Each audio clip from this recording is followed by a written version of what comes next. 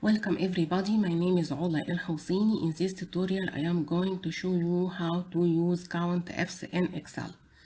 In this example I want to know the times of the sales transaction for a specific brand like this and for a specified quarter like this. So I am going to use Countifs. The first thing I want to tell you what is Countifs and when to use it.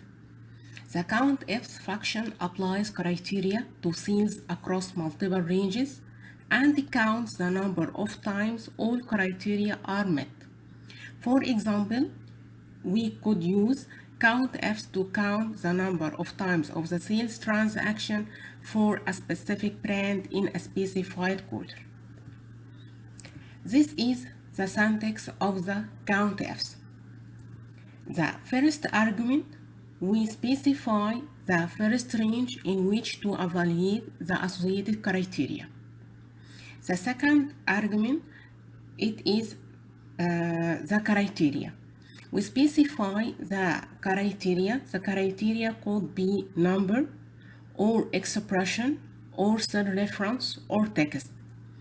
We have to type double quotation if we use greater than or less than. We can use criteria range and its criteria up to 127 criteria range and its criteria. Let me show you how to do this.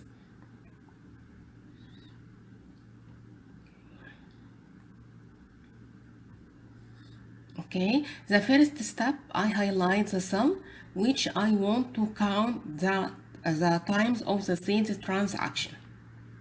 In this sheet, I have the sales transaction data and I used a table because I want when I add new row or new record, the formula will be updated automatically.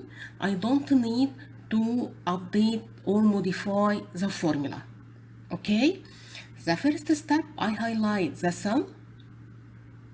Okay, and I can use the function wizard or type it in the formula bar. I am going to use the function wizard, so I press insert function, and from select a category list I can choose statistical and search for Countifs. Okay, like this,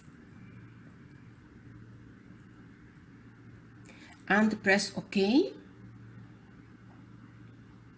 The first argument, I specify the criteria range to evaluate the associated criteria. The first criteria, I want to count the sales transaction for a specific brand, so I am going to select the brand column like this. The second argument, I have to specify my criteria, so we agree that the criteria could be number or cell reference or expression or text. In this example, my criteria is a cell reference because I want the formula to be dynamic, because I want when I change the brand name, the formula will be updated automatically. I don't need to modify the formula. So I select J4. The second criteria, I want to count the times of the sales transaction for a specific quarter. So in the criteria range, I select the quarter column like this, and specify its associated criteria.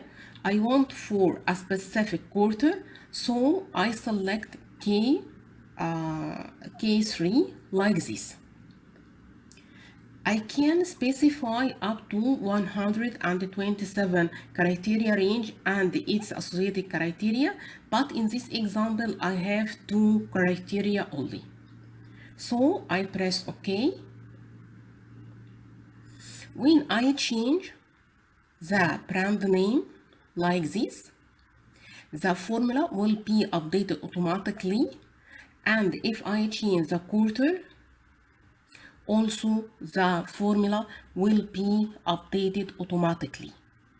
Thank you so much, and I hope this tutorial is useful for all of you, and see you in another tutorial. Thank you so much.